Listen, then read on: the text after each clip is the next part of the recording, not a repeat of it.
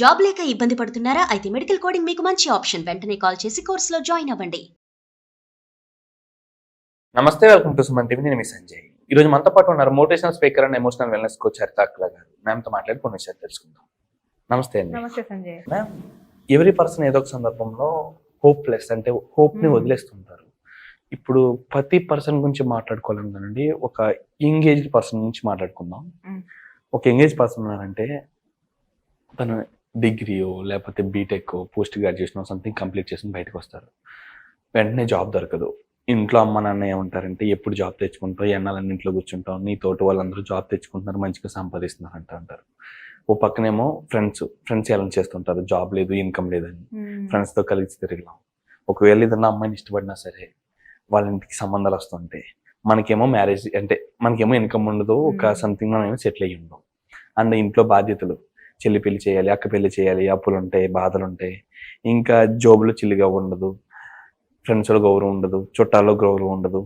ఎక్కడన్నా సమాజంలో ఏదైనా ఫంక్షన్కి వెళ్ళినా సరే ఏం చేస్తున్నావు, ఎంత శాలరీ, ఎంత ప్యాకేజు, ఇలాగా ఇవన్నీ మాటలు విన్న తర్వాత మనిషి అనేవాడు హోప్లెస్ అయిపోతారు. మేము ఏ విధంగా అంటే, ప్రపంచంలో అందరూ సంపాదిస్తున్నారు, అందరూ జాబులు చేస్తున్నారు, అందరూ లవ్ మ్యారేజ్ చేసుకుంటున్నారు, అందరూ బాధ్యతలు తీర్చుకుంటున్నారు, అందరూ సెటిల్ అవుతున్నారు, నేను మాత్రం ఎందుకు సెటిల్ అయిపోతున్నామని చెప్పేసి హోప్లెస్ అయిపోతాం ఒక సందర్భంలో.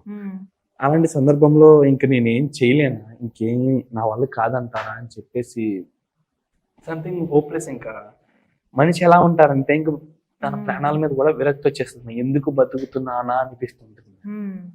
నిజంగా అలాంటి సందర్భంలో ఎలా డీల్ చేయాలంటారు, ఎలా ముందుకి రావాలంటారు? చాలా ఇంట్రెస్టింగ్ సబ్జెక్ట్ సంజయ్. హోప్ చెప్పాలి అని అంటే దట్స్ ఎమోషన్ అని నేను చెప్పను, but that's a cycle which everybody will have to go through. మనకి ఏమనిపిస్తుంది అంటే, అసలు నేను హోప్లెస్ గానే ఫీల్ అవ్వద్దు, నాకు అసలు ప్రాబ్లమే రావద్దు. ఈరోజు పొద్దున్న లేస్తే అమ్మాయి నది నా అచ్చావో నా ప్రే కర్తేనా, మనం ప్రే చేసేటప్పుడు ఏమంటాం, నడి అంతా మంచిగా ఉండాలి. సో నంబర్ 1 మన చేతిలోనే ఉంటుంది. ఫస్ట్ ఎమోషనల్ వెల్నెస్ కోచ్గా చెప్తాను. బేసికలీ కొన్ని ఎమోషన్స్ని అసలు మనం రానియం బాబా. We don't let people insult us. ఎందుకనంటే ఆ పెయిన్ వస్తుంది కాబట్టి ఆ పెయిన్ని రిజెక్ట్ చేసేస్తాం. ముందే మనం కవచకుండలాగా రెడీ పెట్టేసుకుంటాం, this is not allowed, this is allowed. హ్యాపీనెస్ని ఎంజాయ్ చేసినంత సాడ్నెస్ని మనం ఎంజాయ్ చేయలేం, బికాస్ బాడీలో కార్టిజోల్ రిలీజ్ అవుతుంది. I agree, but this is also a kind of an emotion which everybody will go through every day. ప్రతిరోజు మొత్తంలో మనకు కావాలన్నా వద్దన్నా ఏదో ఒక సిచ్యువేషన్ వస్తుంది, ఎవ్రీ ఎమోషన్ వస్తుంది. So instead of rejecting any emotion, hopeless కూడా ఒక ఫీలింగే కదా. అంటే అది ఎలా వస్తుంది, మనం ఏదో అనుకున్నాం, వీ ఎక్స్పెక్టెడ్ సంథింగ్ బిగ్. ఇప్పుడు ఇందాక అన్నట్టు డిగ్రీ అయిపోయింది, వెంటనే జాబ్ రావాలి, వేరే వాళ్ళకి వచ్చేసింది, నాకు రాలేదు. This is an expectation you're having for you కదా. ఓకే, కానీ ఇక్కడ మన గోల్ ఏంటి, what is my goal is very important than నా ఫ్రెండ్కి వచ్చింది కాబట్టి నాకు రావాలి. కంపారిజన్ ఎనర్జీలో you cannot expect yourself to be so hopeful. అర్థమవుతుందా? మనం చేసేదే లోపల ఎక్స్పెక్టేషన్, ఒకరితోని కంపారిజన్, నన్ను నేను రెస్పెక్ట్ తగ్గించుకుంటున్నా, ఇక్కడికి వచ్చి నాకు హోప్ పెరగాలి అని అంటే. So the more you know about you, మళ్ళీ చెప్తున్నాను సంజయ్, ఫస్ట్ నా గురించి నేను తెలుసుకోవాలి, నా స్ట్రెంగ్స్ ఏంటి, నా వీక్నెసెస్ ఏంటి. గాడ్ ప్రతి ఒక్కరిని ఆయననే కదా తయారు చేశాడు. ఆయన లేకుండా మనం ఎవరం భూమికి రాలేదు, మనకు నచ్చే ఇలాంటి లైఫ్ ఏం లీడ్ చేయట్లేదు. కానీ ఆయన ప్రాబ్లమ్స్ ఇవ్వలేదు, he never gave us problems. ఆయన చాలా మంచి వరల్డే తయారు చేశాడు, but we spoiled it. Okay, అందులో మన తప్పు కూడా లేదు. వీఆర్ ఆల్సో లైక్ ఓకే, తెలుసో తెలియకుండానే చిన్నపిల్లలు తప్పులు చేస్తారు సరే, అలా మనం చేసుకుంటూ we went ahead. So hopeless అనేది ఒక కండిషన్ మాత్రమే. అది మనం మంచిగా మాట్లాడటంలోనో, మంచి పాడ్కాస్ట్ వినటంలోనో, లేకపోతే జర్నలింగ్తోనో, లేకపోతే మీకంటూ మీరు ఒక ర్యాబిట్ హోల్ స్పేస్లోకి వెళ్ళి కొద్దిసేపు లెట్ అవుట్ చేయటంలోనో, డూ సంథింగ్. మ్యూజిక్ ఎంత సూపర్ హీలింగ్ తెలుసా. మ్యూజిక్ పెట్టుకొని soft music, I will write down Sanjay, పర్సనల్గా చెప్తున్నాను. ఎమోషన్స్ అన్నీ బయటకు వెళ్ళిపోతాయి, అన్కంఫర్టబుల్ ఎమోషన్స్.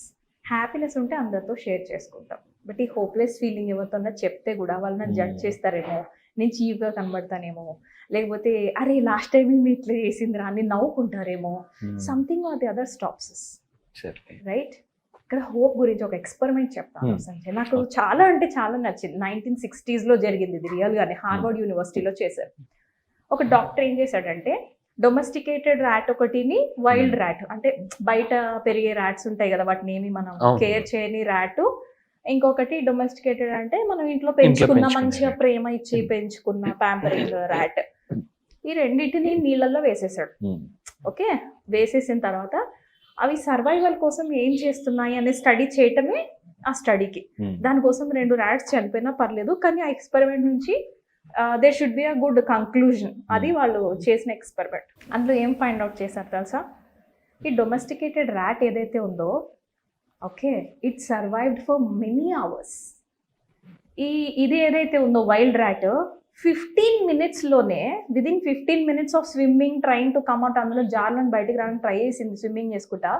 15 minutes అయ్యాక అది ఇట్ గేవ్ అప్ హోప్, వదిలేసింది హోప్, వదిలేసి ఇంకా నన్ను ఎవరు కాపాడరు కాబట్టి ఇట్ కిల్డ్ ఇట్ సెల్ఫ్, వదిలేసి చనిపోయింది. సూసైడ్ అనుకోండి మన దృష్టిలో. But this rat survive for 40 to 50 hours. 40 hours ఇలాంటి ర్యాట్స్ పైన రీసెర్చ్ చేస్తే 40 గంటల పాటు ఒక ర్యాట్ ఎందుకు కొట్టుమిట్టాడింది, ఎవరో వచ్చి కాపాడతారని కొట్టుమిట్టాడింది. అంటే దీనికి ఏం ఇన్ఫర్మేషన్ వచ్చింది, దానికి ఏం ఇన్ఫర్మేషన్ వచ్చింది అని స్టడీ చేస్తే తెలిసింది. దిస్ నోస్ కదా, నన్ను వచ్చి ఒకళ్ళు ఇన్ని రోజులు చూసుకున్నారంటే వాళ్ళు నన్ను కాపాడతారు, సో నేను ఐ హ్యావ్ టు స్టే అన్న హోప్ దీని దగ్గర ఉంది. దీని దగ్గర ఆ ఎక్స్పీరియన్సే లేదు కదా, ఎవరైనా కేర్ తీసుకుంది లేదు, చేత్తో ఇలా నిమిరింది లేదు, ఫుడ్ పెట్టింది లేదు, అదే కష్టపడింది, అదే బతికింది, అదే చచ్చింది. Can you see the difference? Exactly. So ఆ హోప్ ఎక్స్పెరిమెంట్లో వాళ్ళు లాస్ట్ కంక్లూడ్ ఏం చేశారంటే, డెత్ ఈజ్ నాట్ ఫిజికల్. చావు అనేది ఎవరికి ఫిజికల్ కాదు, maybe it's psychological. Only we make hopeless. అంతటా మనమే హోప్లెస్గా ఫీల్ అయ్యి మనం డెత్ యాక్సెప్ట్ చేస్తున్నామని ఎక్స్పెరిమెంట్లో కంక్లూడ్ చేశారు. కొన్ని రోజులు లేక they want to go ahead. ఏంటో రీసెర్చ్ సైంటిస్ట్ ఖాళీగా ఉంటారు, నెక్స్ట్ లెవెల్లో చేశారు. ఈసారి ఏం చేశారు, డొమెస్టికేటెడ్ ర్యాట్స్ కాకుండా ఓన్లీ వైల్డ్ ర్యాట్స్ని మాత్రమే వేశారు. ఓకేనా, వాటర్లో వేసేసారు. వేసిన తర్వాత ఏం చేశారంటే, నిజంగా 15 minutesలో అంతా ఇచ్చేసి చచ్చిపోయే టైంకి దానికి ఒకసారి తీసుకొని వాటర్లోంచి మంచిగా దాన్ని తుడిచి, దానికి కేర్ చేసి, దానికి ఫుడ్ పెట్టి, దాన్ని డ్రై చేసి, అంతా దానికి లవ్ అండ్ ఎఫెక్షన్ అంతా చూపించి మళ్ళీ నీళ్ళల్లో వేసేసారు. కొంచెం మనకి ఎథికల్గా అనిపిస్తుంది ఏంట్రా ఇలాంటి ఎక్స్పెరిమెంట్స్ అని, but scientists needed to prove some theories.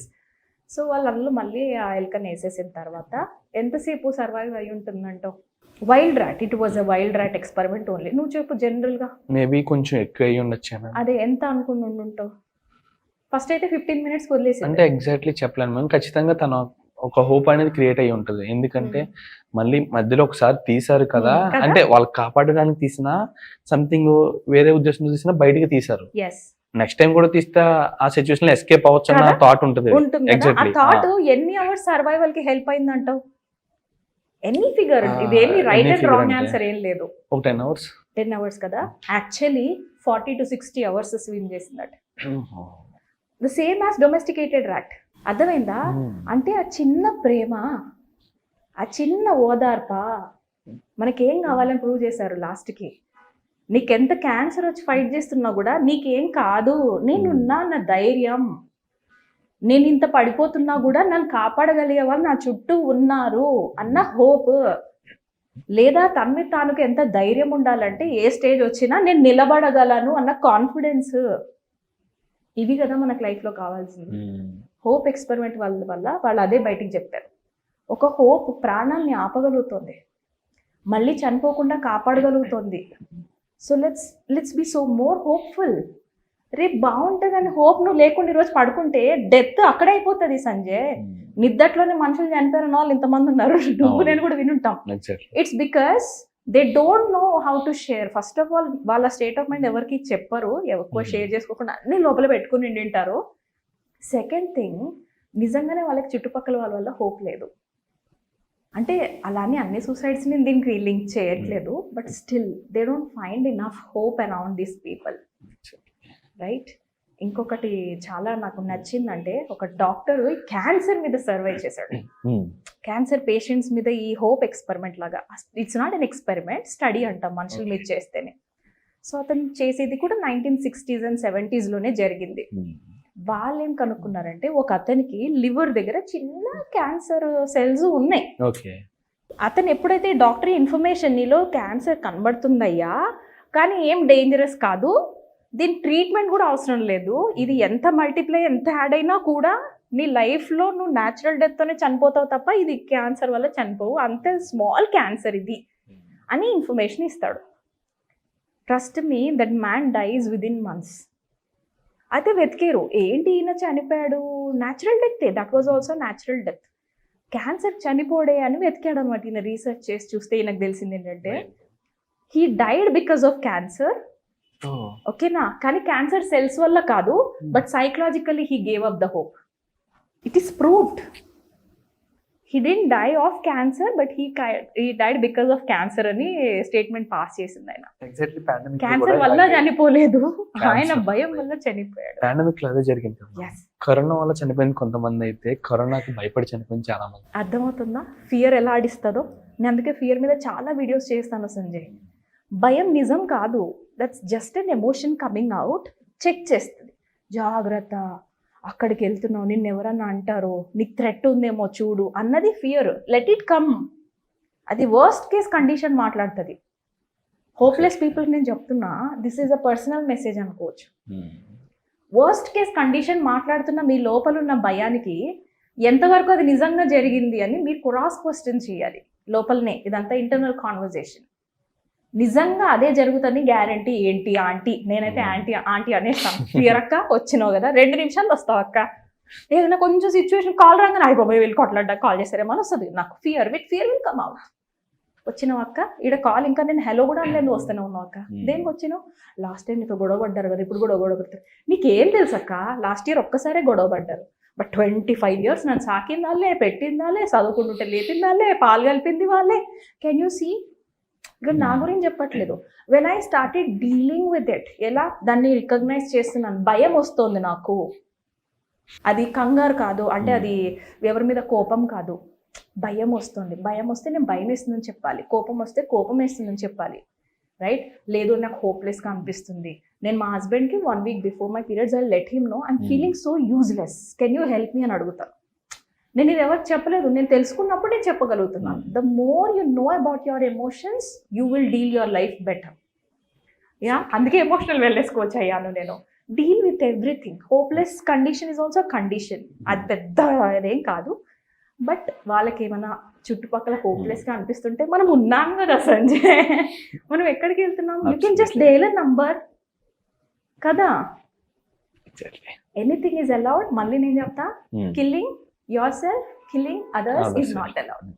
అది నా ప్రిన్సిపల్. అది నువ్వు చనిపోవద్దు, వేరే వాళ్ళని చంపొద్దు. డీల్ చేసుకో, ఇక్కడ ఏదో ఒకటి డీల్ చేసుకుందాం. పైకి వెళ్ళాక నువ్వేం డీల్ చేయలేవు, పైన ఇట్లా ఏలాడుతుంటుంది soul. Once you leave the body you cannot come back to the body. అది చాలా భయంకరమైన stage. I don't want anybody to go through this. Thank you ma'am, thank you very much. చాలా బాగా చెప్పారు. అండ్ ప్రతి ఒక్కరికి ఒక సూసైడే మార్గం అవుతుంటుంది ఏ విధంగా అంటే హోప్లెస్ అయిన సందర్భాల్లో. కానీ మనకంటూ అంటే మనల్ని కూడా పట్టించుకుని మనల్ని కూడా కేర్ చేసే వ్యక్తి సంథింగ్ ఎవరు ఖచ్చితంగా ఉండే ఉంటారు. అలాంటి వాళ్ళ కోసం సెర్చ్ చేయడం మానేసి మన చుట్టుపక్కల ఉన్న వాళ్ళు మనం పట్టించుకోవట్లేదు, మనం కేర్ చేయట్లేదు, వీఆర్ హోప్లెస్ అని చెప్పి సూసైడ్ చేసుకునే కన్నా కొంచెం సేపు ఆలోచిస్తే దీని అన్నింటికి సమాధానం దొరుకుతుంది. Exactly. Thank you ma'am, thank you very much. Thank you so much Sanjay.